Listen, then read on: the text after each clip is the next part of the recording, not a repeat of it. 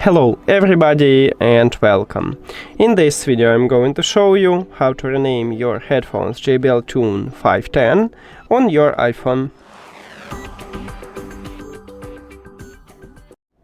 You have to start by open settings and then go to the Bluetooth.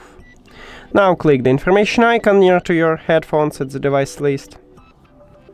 And right here in the first line we have a name, so tap at this line and write the best one for you. Let's say I wanna add this text. You can also remove some text if you don't need it. The most important is to click done at the right bottom to save this new name. Now let's tap on it, and if I go back, as you can see, we just changed it. That's it. Thank you for watching this video. If you found it helpful, please consider subscribing to the channel and leave the like on the video. See you later!